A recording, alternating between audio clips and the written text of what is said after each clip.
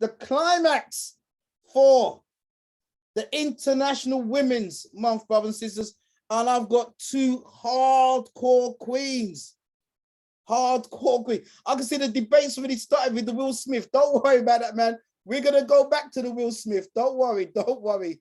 Brothers and sisters, we've got Lady Ma'at tonight as our first keynote speaker.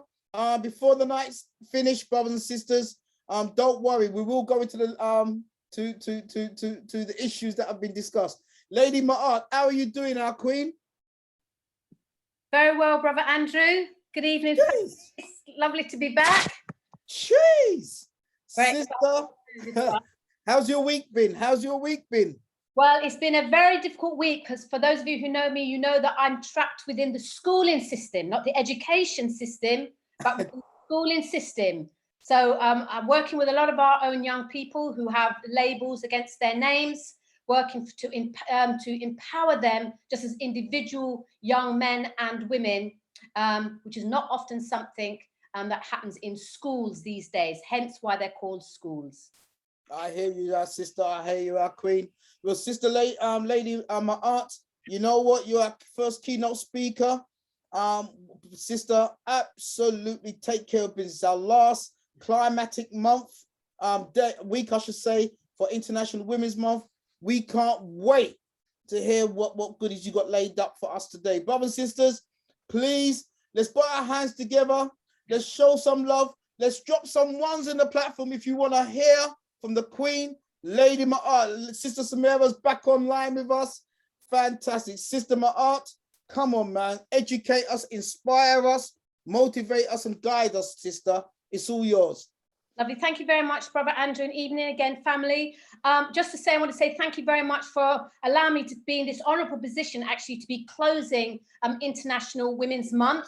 And what I'd like to look at today is I want to look at Ma'at.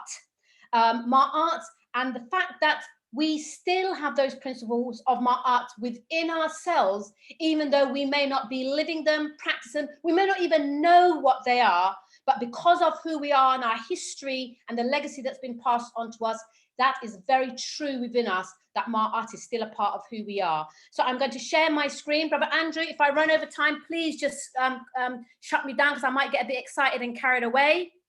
Yes, my queen, you know I will. You know I will. So I'm going to try share the screen now. Let's have a look. Okay. Right, can we all see that? Yes, yes, yes. So I'm going to minimize myself so I can actually read what's on my screen. So I'm just opening here with this quote from the Kemetic god Ra, which says, "The kingdom of heaven is within you, and whoever shall know himself shall find it." And what I want us to do today is to find that Ma'at within ourselves so that we can be re-empowered as we go about our daily lives and even our own personal reflection from day to day. Let's see why it's not. There we go. So as we do this, be always mindful, family, that you are Ma'at. I am Ma'at, and collectively we are Ma'at. And if we don't understand that yet, by the end of today, we will find examples of it within our own lives and understand fully her role and her purpose in our history and in who we are today. But to start off, I would like to start with the words of the Honourable Marcus Garvey. And he says, "A people without a knowledge of their past history, origin and culture is like a tree without roots." And as you look at that image there, you see the image of a king and a queen, two pharaohs standing there before us. And often we refer to each other as kings and queens. We know Brother Andrew uses that term a lot when he talks to people, king and queen. And the question we need to ask ourselves, because it's not just a phrase that we use, is what are we kings and queens of? And as we go into this evening, I want us to remember that we are kings and queens of creation. We are kings and queens of civilization. And probably more importantly, we are the kings and queens of our own salvation. And for too long, we've been caught up trying to get our salvation from others and prove that we're worthy of salvation, when all along, salvation is within us to reach out and take ownership of for ourselves. So in the first beginning, So we have the beginning in Genesis, the Bible story, which I call the second beginning. And I just want to go back a bit to the first beginning before the Genesis creation story. The god Ra created Ma'at from himself and of himself.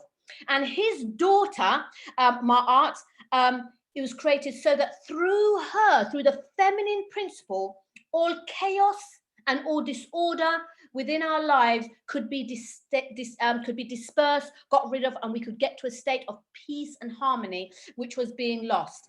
Now, Ma'at, as you see there on the right, she appears in the Middle Kemetic Kingdom around 2500 BC, but it is said she was in existence. The ideology and the mythology behind her was in existence far earlier than that. And we tend to know her as the ancient Kemetic goddess who holds the divine principles or the feminine principles of truth, justice, harmony, balance, order, morality, and reciprocity. And these, as I said, are the feminine principles. So they're within us as women and they're within us as men.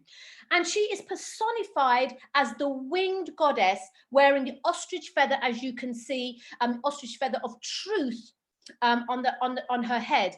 And the ostrich feather is important because it is symbolic in the weighing of the hearts of men, which is a part of the Kemetic mythology as well. And she's also personified with the ankh of life. You can see that in her hand, and the scepter of power and dominion. So we can see the strength and power of the feminine principles in the time of ancient Kemet and the role of the women there. So the feather that Ma'at wears on her in her headdress is the symbol, and it's the hieroglyphic symbol of truth. She wears it in her headdress, and it is also worn by the goddess Isis.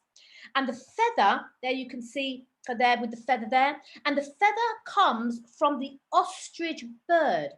And the ostrich bird lived in North Africa, but it did become rare during the Middle Kingdom of Kemet, but it was the bird at that time. And the ostrich, as we know, is the largest of all birds. And what you may not know about the ostrich is that it can turn its head 180 degrees.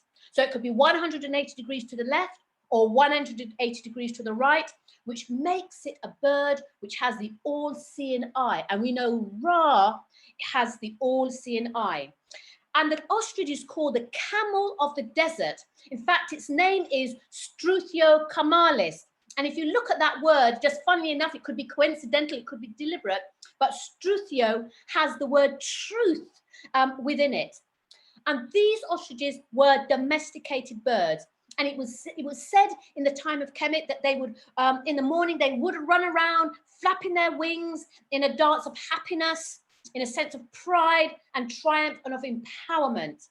And today, we know that truth is no longer in the hands of those who can make the change, but it is in the hands of those who can manipulate truth in their favor. So who wants to declare truth can declare it. It doesn't mean it is actual truth itself. And that's where we have moved to in today's society. So just a little bit more about the ostrich bird. The ostrich, you can see there some ostrich eggs in comparison to the chicken's eggs that we know. The ostrich egg was used as a perfume container. So it's not just the feather now, but the egg itself. And these ostrich eggs were decorated and commonly placed in graves. And it was believed that the ostrich breathed life within its shell and could bring life to the dead. And hence why we find these shells within the graves of ancient pharaohs. And we know replicas throughout ages have been made in silver and gold. And don't know if anybody recognize what type of egg this is here, but here is the Fabergé eggs. Only 50 of these were ever made. Only 43 of them survive today, and the Queen of England owns 3 of them. One of them alone is valued at £30 million. That is the cost of one of those Fabergé eggs there. Now, the eggs were related to divinity and the deity of birth. And just as with the ostrich egg, the Easter egg is also linked to death and rebirth, and as well as kingship. One, as we know, is the ostrich egg from Kemet, is about spiritual rebirth in all supreme power of life, whereas the Easter egg, we know, is about pagan rebirth, where man is declaring himself as God. So we see this egg being continued through the ages, but we can see how they change from one to spiritual, from spirituality into man's own and state of being. And that's quite important, because these changes happen so subtly in so many different aspects of our life. So the priests in the temple of Ma'at would actually tattoo the feather of Ma'at onto their tongues in green dye. I couldn't find an image that represents that, but we can see people are tattooing their tongues today in green dye. But the priests within the temple would do that because they believe that tattooing, having that feather of Ma'at on their tongues, gave their words the power of truth, so their verbal magic could create a reality. So that's very important and powerful, what Ma'at symbolized.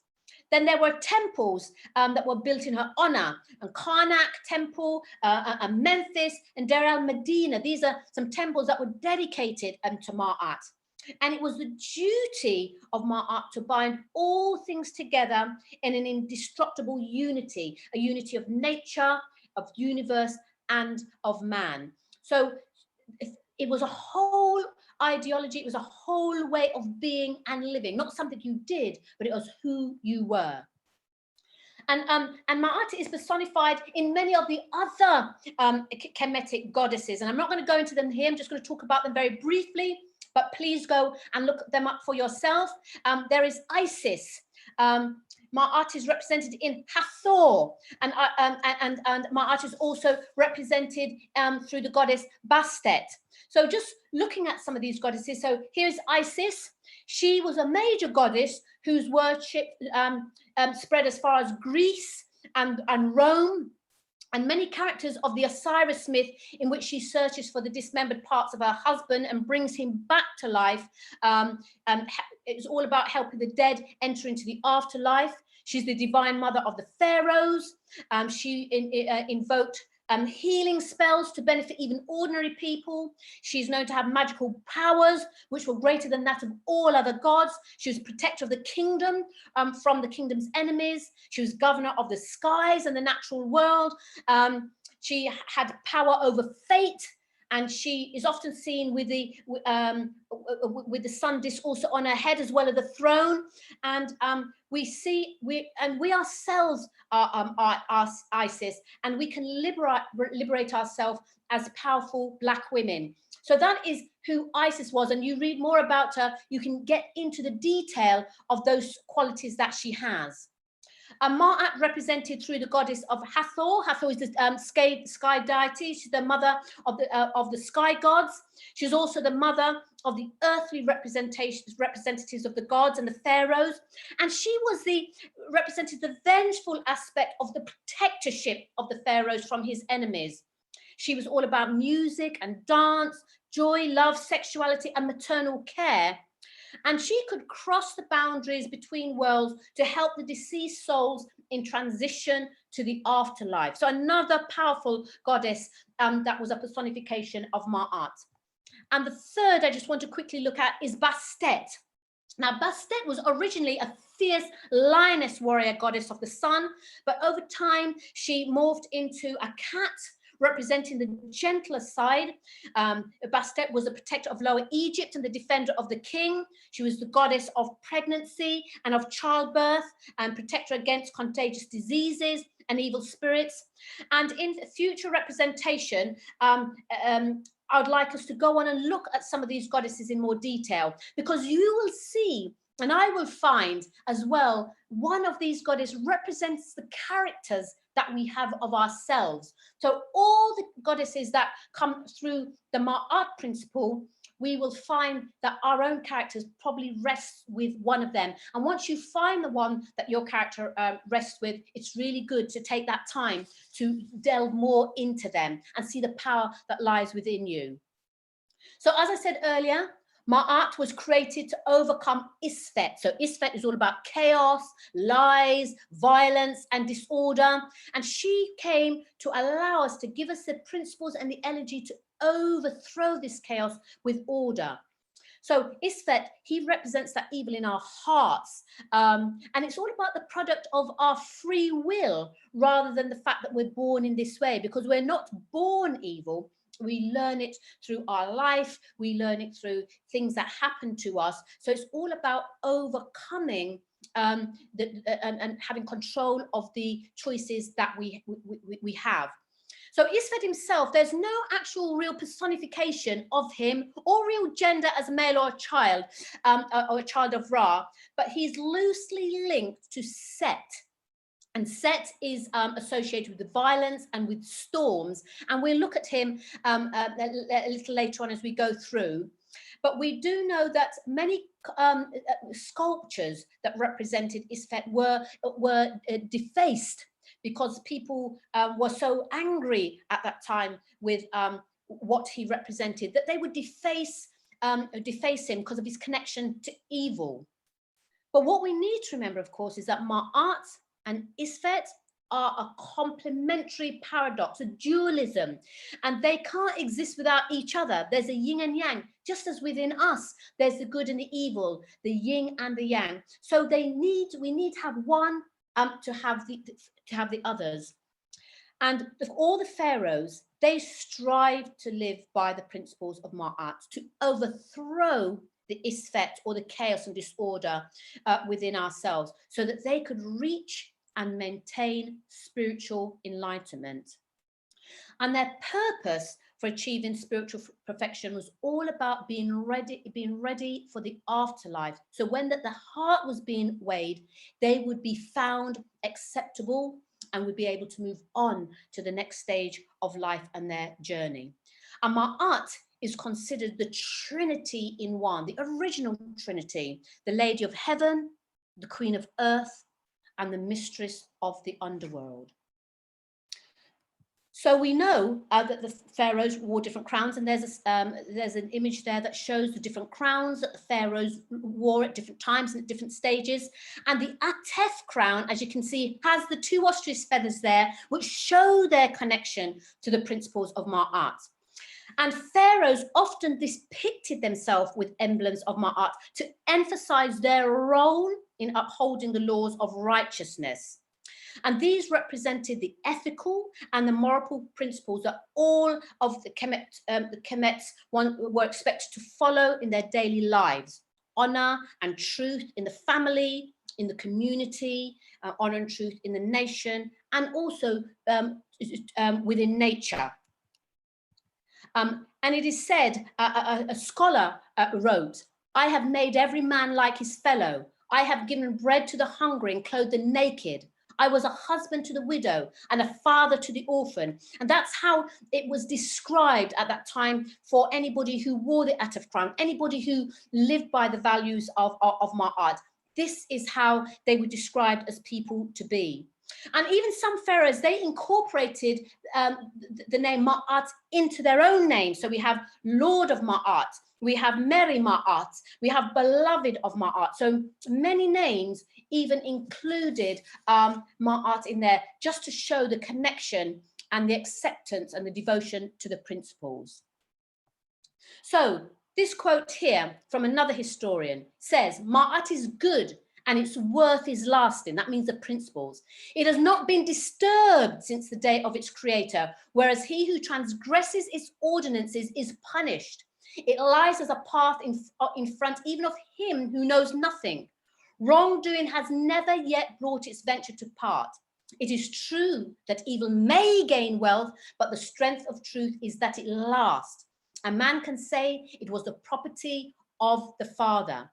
So to know Ma'at was to embody these divine principles, not just about knowing thyself, but to be true to yourself and to live by the potential power that is within us, being true to our spiritual nature.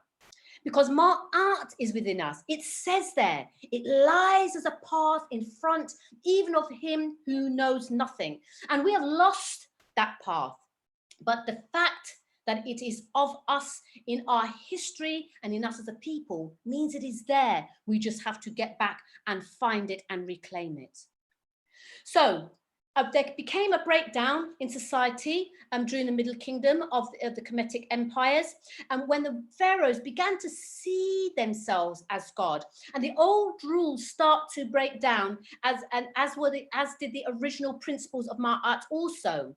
But what compounded this is that the Greeks adopted the principles of, well, the ideology of Ma'at about 80 BC within the context of their own Greek ideology, which we know is based on logic and reason. So where once man aspired to be God in the Kemetic era, in the Greek era, man is now God. That is the purpose. Man now wants to become God.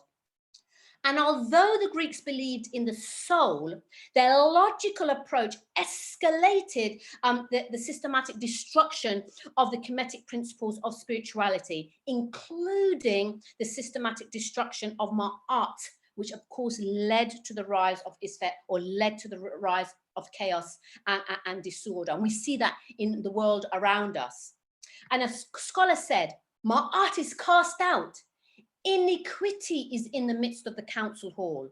The poor man has no strength to save himself from him that is stronger than he. And so we can see from that time that it was recognized that we were losing the principles of Ma'at. And as Greeks and the Romans took over, that was escalating even quicker. And so the distortion of the Kemetic ideology by the Greeks changed the study of the human soul to the study of human behavior, which is very different. And Naim Akbar quotes, it forces, when you think in this way, it forces the range of Kemetic thoughts into the square or linear analysis of the West, or Western thinking.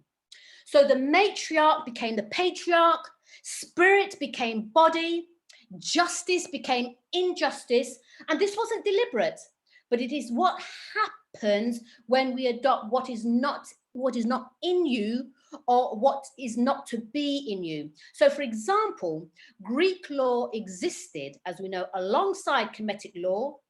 The Kemetic law preserved the right of women who were allowed to act independently of men. They were even able, as we know, to become pharaohs. And in time, this influenced the more restrictive conventions of the Greeks and the Romans.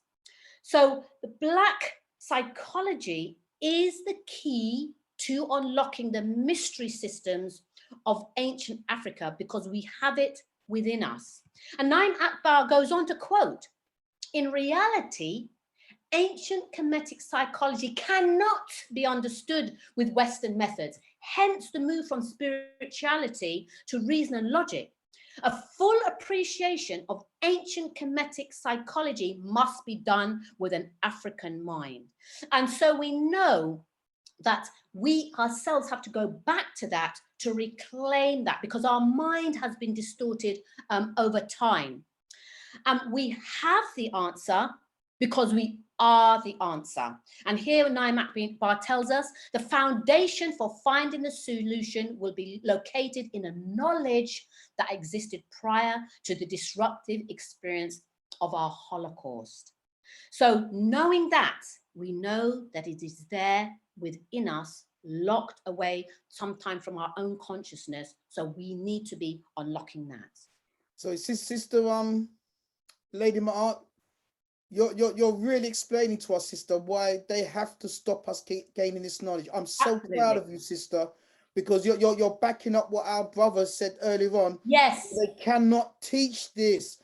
Teach us, sister. Carry on teaching us, please. And just picking up on that point, Brother Andrew, when we think about academia today and the programs within our university systems on Black history or Black psychology or Black thinking, it cannot be created for us through a Western way of thinking, because as Naim Akbar tells us, it can only be unlocked through a Kemetic or an ancient African way of thinking.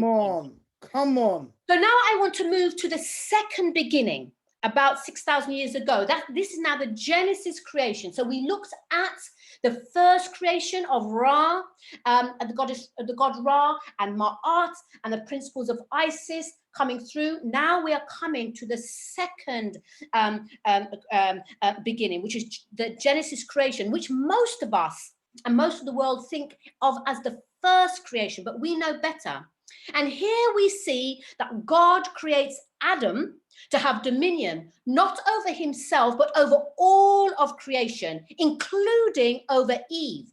So man is now God on earth, and there is no one above him except himself, or what man creates in his mind. But I just want to remind us, can you just look at that image here?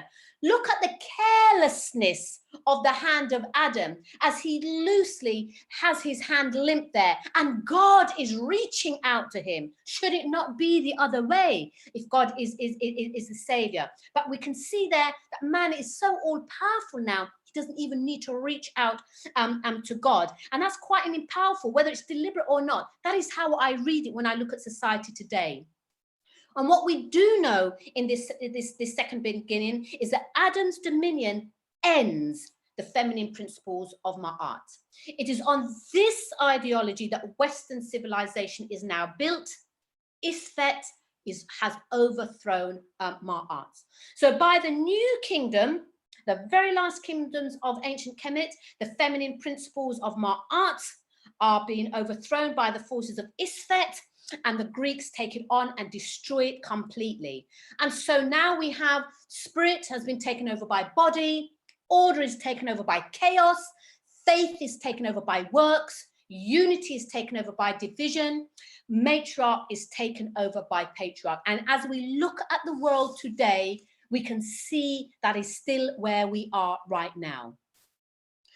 Today, we see that God has taken on the singular gender of male, which is the masculine energy of war, and where we say, let us make man in our own image, really is about, let us make God in our own image. That is what is coming through. And both of these are alien to Kemetic thought, because God, Ra, is the universe is the all-powerful, and we are just subjects within that.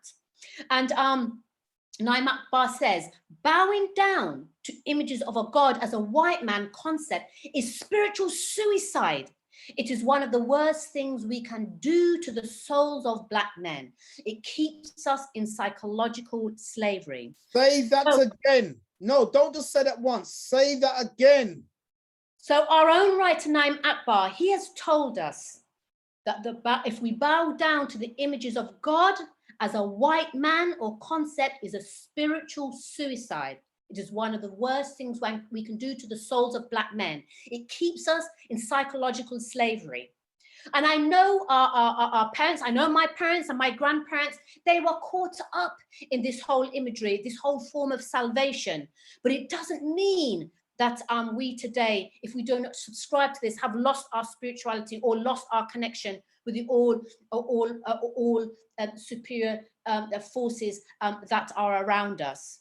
So the Black feminine principle is now replaced with the white male identity, not even with a male principle, but with a white male identity. So principle has now moved into identity. And we can see these go into conflict in the confusion that our young people have today in all aspects of their growth and development. So they have false news and they're labeled, they're struggling with sexual identity.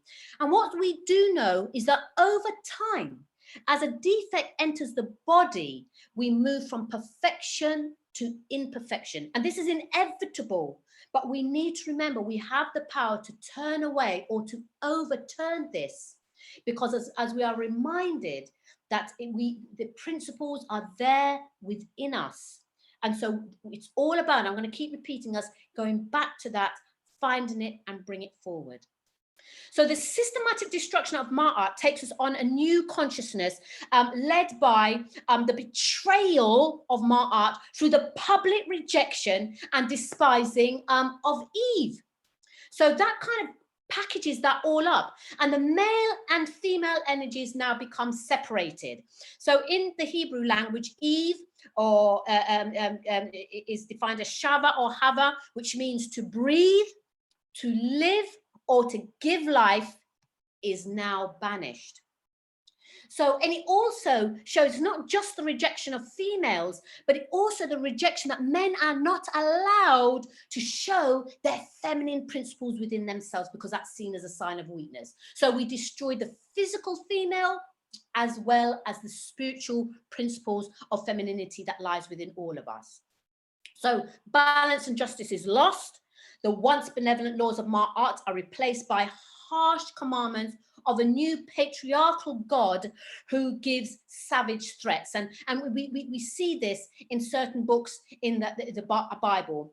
I have not versus you shall not. So when we look at the 42 principles of laws of Ma'at, which says I have not, if you look into the Bible, it becomes you shall not. And there's a psychological difference in the state of mind that those two phrases have.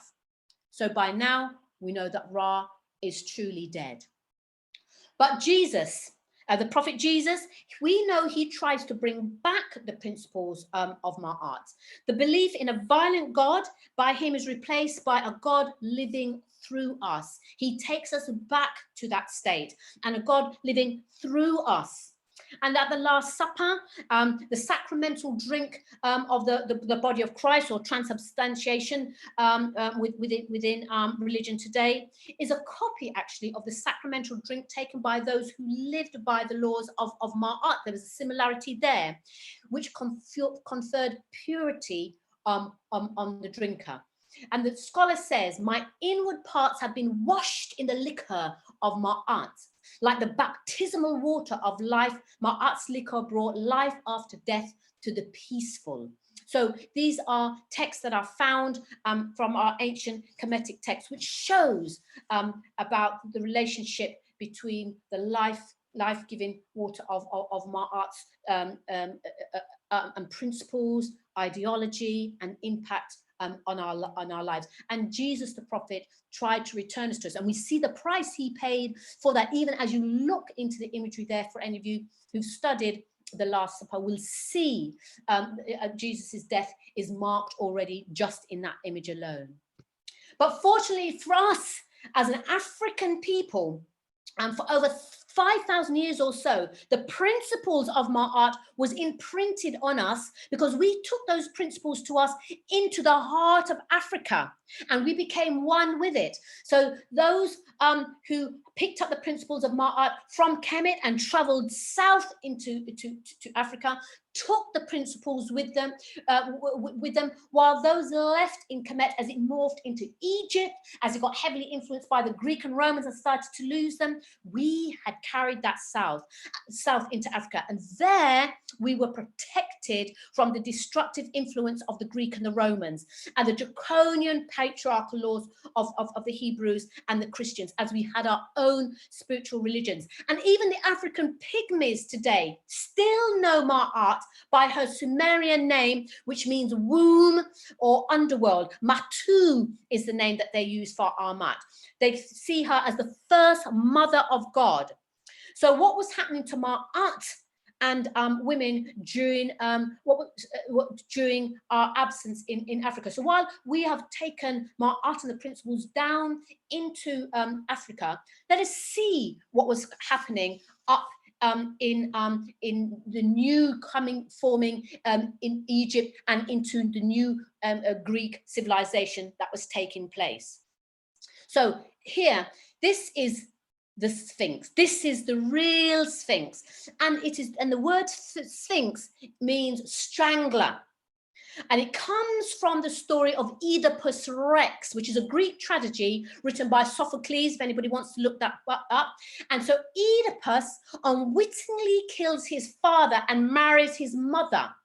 She, however, goes on to kill herself when the truth becomes known to people around the place. So once everybody knows that she's actually married her son and her son has killed his father, she takes her own life. So the Sphinx is a monster with the head and the breast of a woman, wings of an eagle and body of a lion, and it must never be mistaken for the ancient Kemetic Sphinx, which we should be calling by the correct name, Herem-Akhet. We shouldn't call Sphinx at all. Whichever way we spell it, with a Y or not with a Y, we must stop using that term. Anthony Browder tells us that in our African culture, Herem-Akhet was a model of African family values, which promoted the ideal of goodness overcoming the forces of evil. But the Sphinx of Greek, on the other hand, tells us the story of a dysfunctional family of incest, murder, and suicide. There is no association whatsoever. And what the Sphinx did, it would give a riddle to everyone who passed by, and anyone who could give or who gave the wrong answer was strangled, hence the name meaning the strangler. And what is the riddle of the Sphinx? The Sphinx riddle was, what walks on 4 legs in the morning, 2 legs in the afternoon, and 3 legs in the evening? And it's not a regular a riddle as we know it. It was a test of higher order thinking. And we know what the Greeks were all about. They were all about higher order thinking for the elite and lower order thinking for the ordinary man on the street. So it was never meant to be taken literally. But if you got the question right, it demonstrated that the person or whoever got it right was able to use their higher order of thinking, and those who couldn't do that were deemed unworthy and strangled. So just imagine that.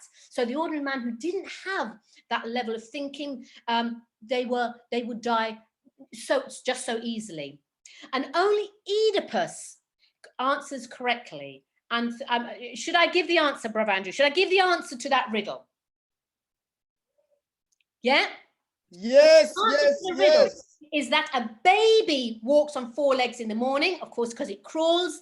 A man walks on 2 legs in the middle of their life, which is considered the afternoon. And then a man walks with his walking stick, which counts as 3 legs in the evening or in the latter part of their life.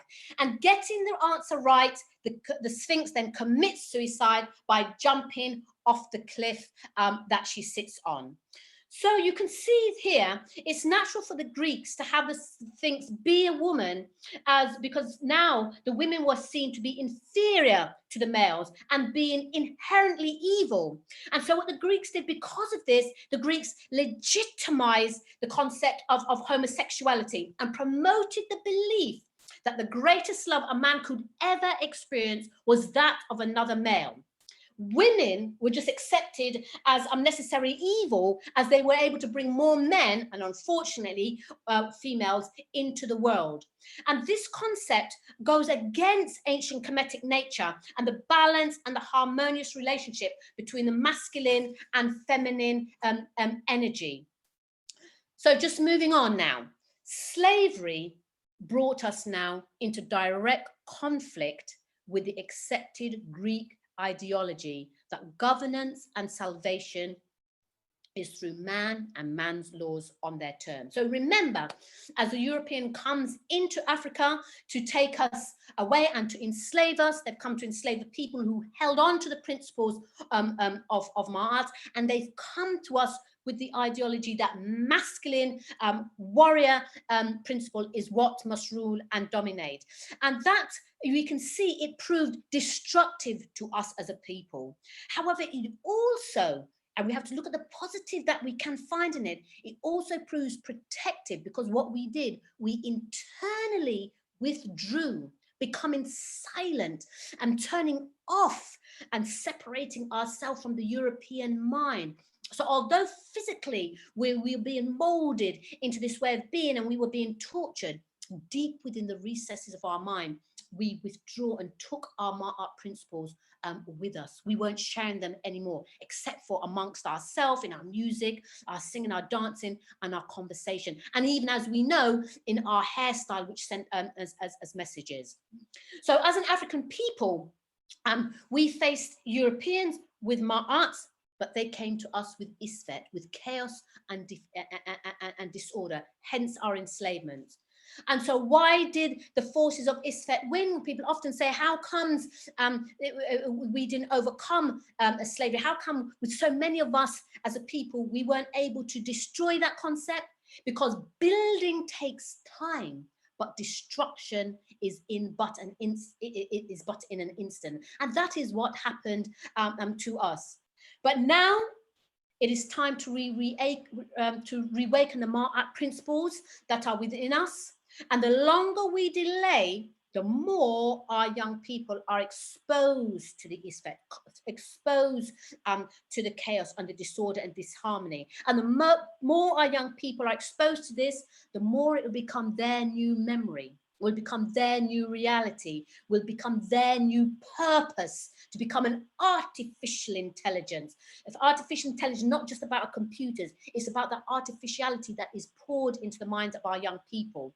And then our young people will protect and collude with the same system that is working against them. So as the adults, as the seniors, we need to rise up today. And Hidden Truth is a platform that allows us to do that. There in history has been so many of our Black heroes that have given their lives to help us to return to our original state of being. So where Adam was given Eve, Ma'at was given Thoth. She is the female principle, and Thoth is the male principle. So we know that Ra gave the world the feminine principles to evolve spirituality and to overthrow evil within. And in Greek times, as the new God gave the world the male to dominate over life physically, so that spirituality was abandoned. But Thoth was equal and opposite twin to Ma'at, a balance to her feminine principles. It was the spirit of Ma'at made living, you could say. He was the left brain to her right brain. So they were a completeness, a harmony together, representing the perfection of mind, body, and spirit. And that perfection, that feminine and masculine principles together, is not just about our feminine and masculine internally, but also the feminine and masculine between us in our relationships, whether that be with a husband, a partner, our sons or daughters, or just our community. So Ma'at is personified, as I said earlier, she's made real through the goddess Isis. In the beginning, there was Isis, oldest of the old, because she comes from Ma'at. She was a goddess from whom all becoming arose. It is said Isis gave birth to the sun when he rose upon this earth for the first time. And that there is from our historian Naim Akbar. And we recognize her, as you can see, she's got the sun disk on her head, just like Ra. And sometimes she has a symbol of the throne on her head. And Isis, the mythology around Isis makes the principles of Ma'at real, come to life. And through her marital devotion, through the healing of the sick and the dead, through charms and spells, motherhood and protection, exactly the same qualities that Ma'at has. And and she was considered the most powerful magician in the universe, because it is said she was told the secret name of Ra by Ra himself. And we know the story of Isis, Osiris, and Set is considered the most influential story in ancient Kemet and has great significance in our history for today. So just quickly going through it, we know that Osiris rules Egypt. He has inherited the kinship from his ancestors in a lineage stretching back to the creation of the world. He is connected with the life-giving power and righteous kingship and divine principles, and he abides by the principles of Ma'at. You can see the feather in his crown right there, and he is married to Isis, which is like being married to Ma'at. Lady Ma'at, you are so killing it today. But beloved, you got 2 minutes before we have to. I know people are gonna cuss me, but I know this is gonna be a part 2. I know this is gonna be a part because you're rolling and I think one person mentioned that you're giving us, I think Sister Elaine said, Lady Adele, you've prepared a table of feasting and thought for us tonight. We honor you, and she's put kisses for you. But I know I'm gonna be the bad Okay. guy. I use the word guy. Sister, you got literally got 1 minute left, my queen. No, so you've taken up one of my minutes, so I am going to I think the family would be happy with that. So I'm going to move beyond this one here because don't rush it. I want to move on to let us see now. Don't rush it, sister, please. Don't rush it. What I was going to do is just talk about the briefly look at the story of Osiris, Isis, and Horus. But I need to be able to wrap it up as to what it means today, Brother Andrew. So I might take 5 minutes, but I will speak faster because it will wrap up the whole message today. So we've all heard about the all-seeing eye of Horus. There's an image of it there, and during a battle, Set plucks out Horus's eye, and like Horus, we also have lost our sight because it's been plucked out by false news, by commercials, by distractions, by what I call the white noise. And using powerful magic, his mother Isis Thoth restores it back, and this is what we're doing today. We're restoring our sight through the Hidden Truth platform. Horus wins and restores Ma'at and becomes the protector, becomes a true male principle that works in harmony with the female principle. Life is restored to us, and he is reborn to reclaim the throne and to rule, and that is where we need to be going. And it's called the Wadjet, an ancient Kemetic symbol of sacrifice, healing, restoration and protection, the all-male principle now. And it was meant to protect the pharaohs in the afterlife and to ward off evil. And we know here, we see the all-seeing eye everywhere, all over the place. We see it. And in religion, occult and business, we see it on the dollar sign. But look at this. Louis de Garrido, the architect, built Naomi Campbell's mansion there. That is Naomi Campbell's mansion, seen from the skyline. And sometimes when we think of her, we don't see her in that way, but that is her mansion designed in the height of Horus there. So just to close, just a couple of minutes there. The purpose, Naim Akbar says, because sometimes we talked about staying in the moment, in the now, and what is the role of our history. The purpose of looking back into the vast reservoir of our ancient African ancestors is not at all intended as an invitation to regress or to even dwell in the past. We are, in fact, looking back with the intention of seeing ahead, hence why the history lesson today. So despite the greatness of ancient African civilization, it never invites us to go backwards. The entirety of ancient Kemetic civilization was forward-looking. And our purpose is to use these ancient images as a crystal ball for futuristic perceptions. Our objective is to be visionaries and not seekers after nostalgia. Our objective is to strategize for the future and not to vegetate romantically in the past. So we as a people have the feminine principles of Ma'at within us to overcome Isfes, to know ourselves and to be ourselves, the full divine principle, as above, so below. And it means we women have power to overcome the Isfet in our life. So since slavery, and this is all for us now, our sisters, as we end International and Women's Month, we have been battling with the chaos of Ifnet, not just in our spiritual lives, but also in our physical and our mental lives. We've been forced to accept governance and salvation from men other than our own. And we have been putting our trust in them, teaching, financing, protection, food, health. And our own men have rejected the feminine side of themselves as well. We have forgotten that Osiris represents our great men and Horus represents our great young men of the future. And although our men have made many mistakes in so many ways, to harming us as women sometimes, and our young men getting themselves into trouble, we can see that the goddess Isis remained by the side of her king. So when he was drunk and got himself into trouble, when he got himself locked up, she in the coffin, she didn't abandon him.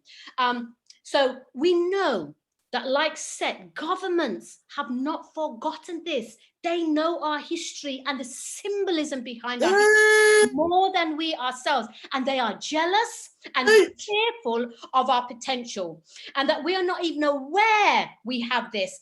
And so they're supporting us in systematically destroying our men or our male principles and scattering on our love and loyalty in the belief that our women will not rise up and restore our women. And our women, and our loss of our young people now in the hands of strategic schooling, which is not the same as education. And Brother Andrew, in some time, I want to give you my education presentation, which is about schooling and the difference in education. So as women, sisters, we have to develop our spiritual ma'at, because we are the mothers. We need to know ourselves, and we need to become the physical ma'at on earth, and we need to rise up like Isis and come together like her sister Nefertiti, who represents that masculine side of protection and vengeance. And we need to search out our power using the universal principles of ma'at, supporting our young men and our older men in their journey to a reawakening. We need to put all the missing body parts together. And I'm sorry I didn't get to go through the story, the ISIS story, but please look it up. But put all the missing parts together so that we can restore the ma'at within our men as well, and then we can give birth to our young people, to our young men and our young sisters who can make that change in society that we need today. But to do this, we need to know the principles and live the principles. We must know and teach our children the principles of truth and balance, justice, order, harmony, morality, and the cosmic order and relationship with nature. It is their rites of passage that they have the right to have. They have to have it from us. They cannot have it from the school. It will never be there.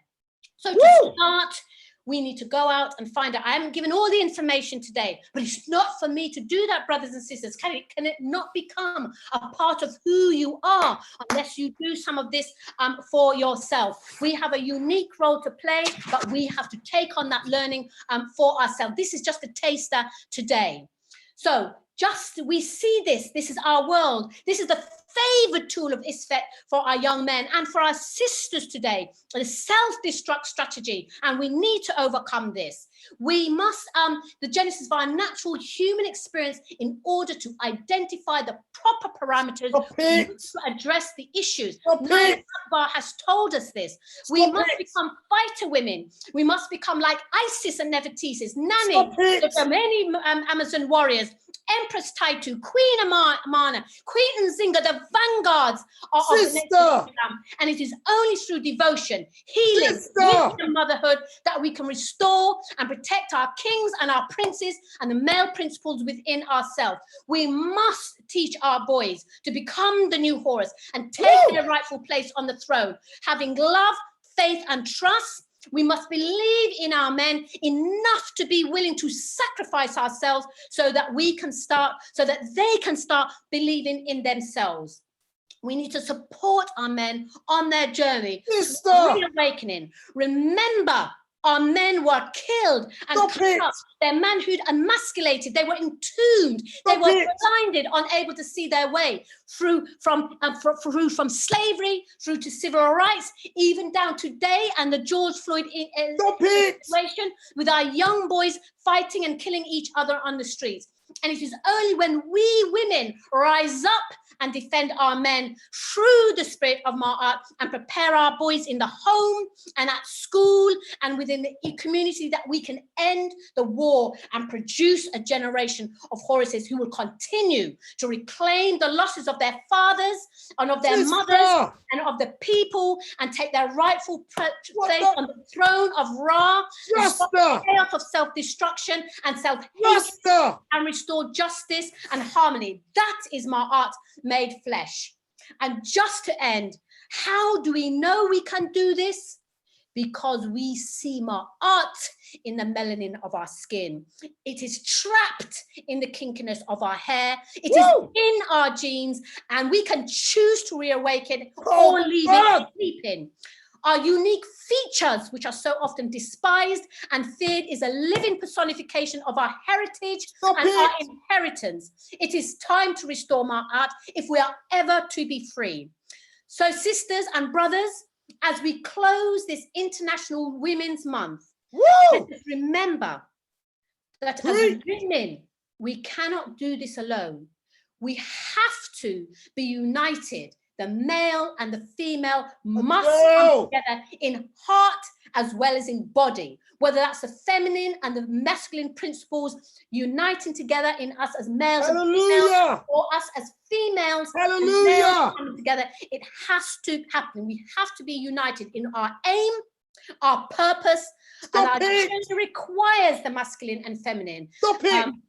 And also the feminine principle and energy must merge with the masculine principle and energy to procreate new societies, new art, new science, and understanding. The principle of Ma'at is the guiding light, hence why the universe brought her into existence. The battle may be long and it may be hard, but it is a battle we need to reignite, and with a new vision and a new purpose and a new faith.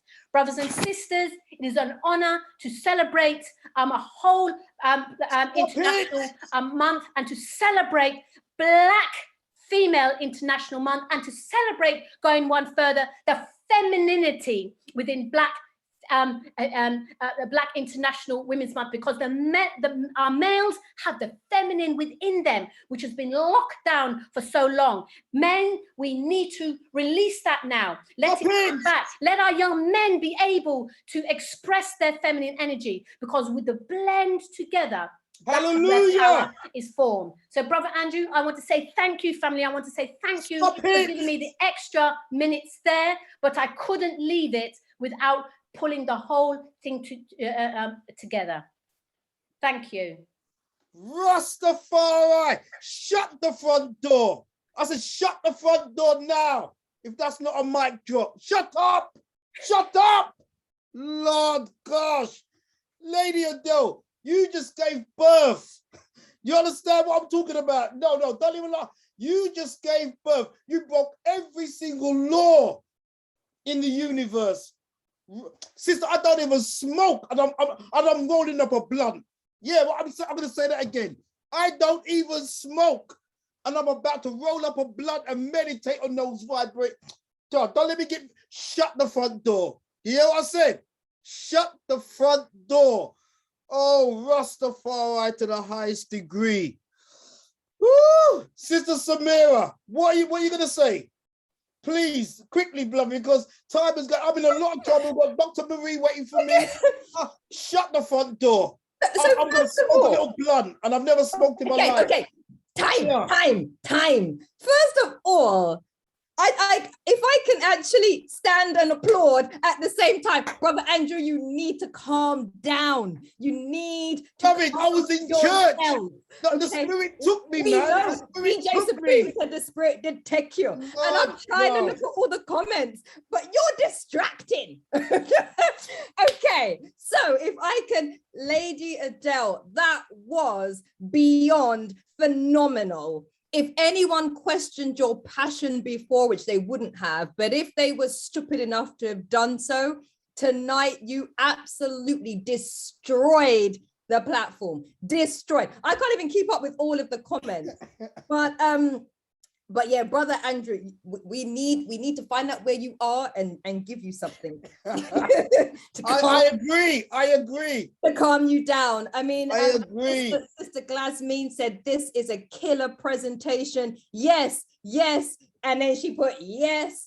Sister Daisy with the beautiful smile. She says, Queen Nandi, I am crying. We've also, I've just got so many. I don't even know which ones to read out, which ones not to read out. I want to ignore the ones where we're concerned for your health, Brother Andrew.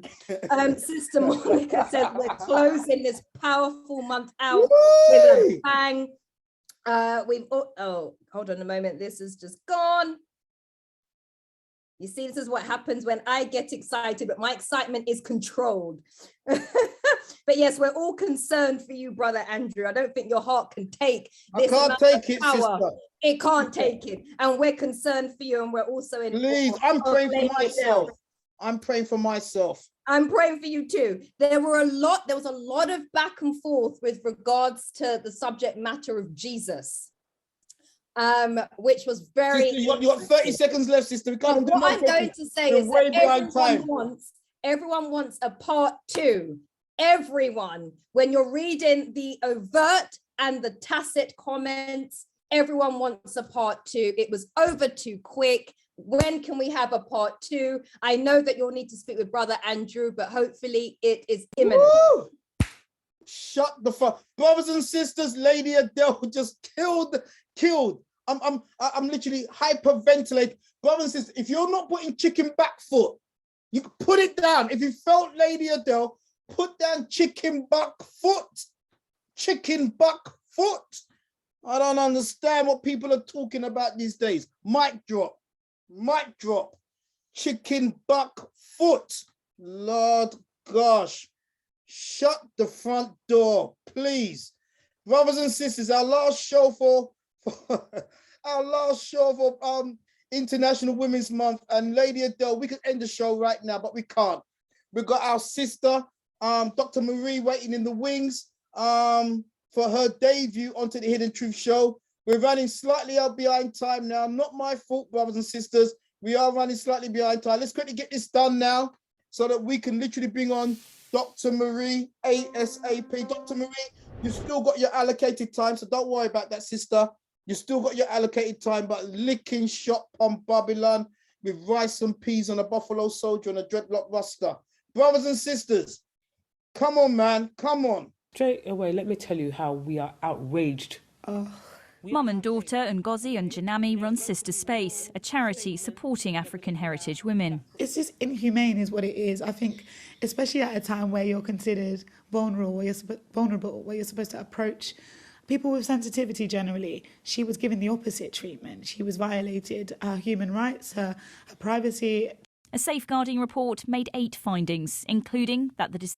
Brothers and sisters, the reason why I'm quickly touching on this, please, let's not let the media stop us moving forward with this child Q, schoolgirl Q. We cannot allow this just to be a flash in the pan, and then we move on and everyone forgets about it. My mission is that we're going to keep the ante going. Hidden Truth platform, we haven't responded properly yet. Don't worry, we've got things lined up. But I'm saying to you, brothers and sisters, don't let schoolgirl Q be left behind in the media. I don't give a damn about Boris and his parties and how many police gave out. No, schoolgirl Q, we're going to keep that one going, brothers and sisters.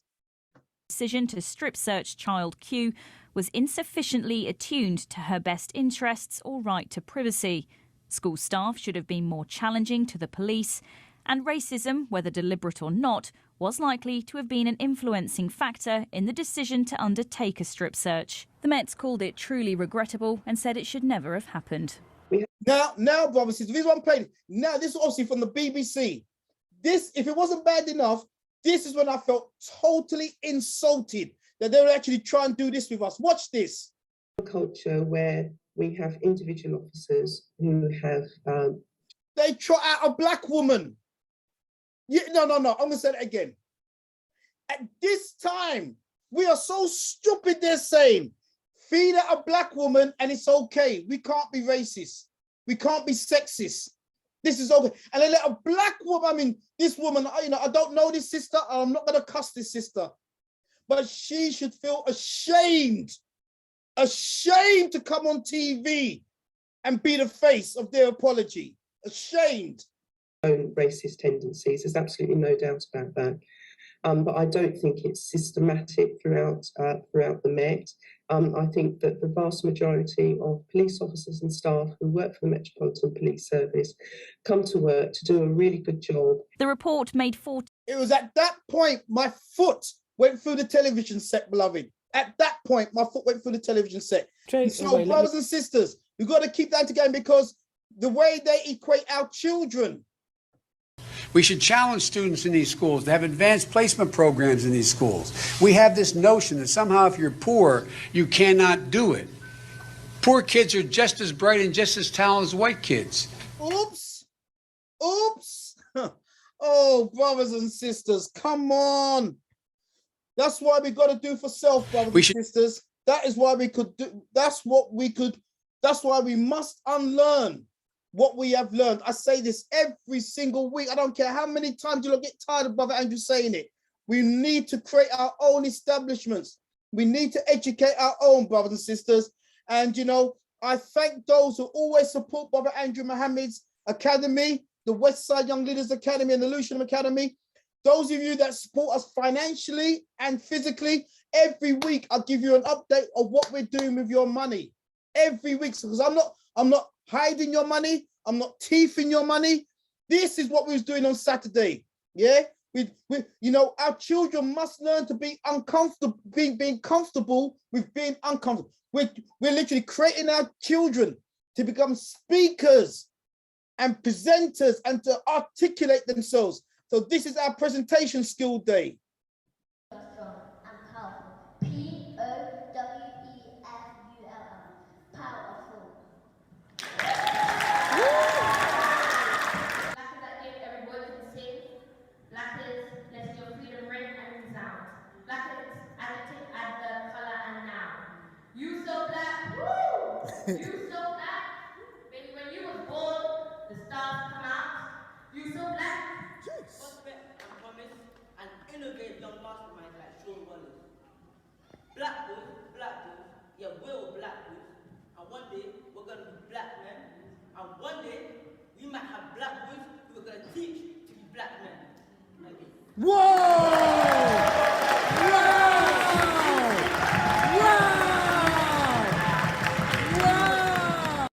Brothers and sisters, we're going forward. Let me quickly go back on that. Sorry.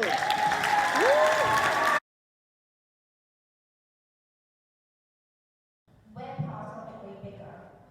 You're part of something way bigger. Bigger than you and bigger than we. Come on, Queen. People trying to buy me the labels, but that's their perception, their view. At the end of the day, I know my flaws. Your judgment is a reflection of you.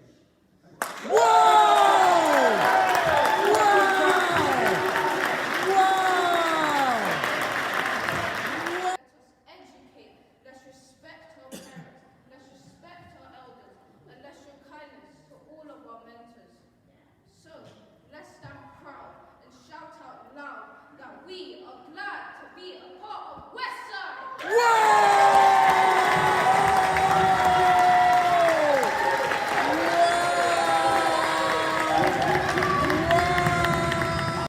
That's what we're doing, brothers and sisters. We're raising up and nurturing new leadership, brothers and sisters. So that's what we're doing.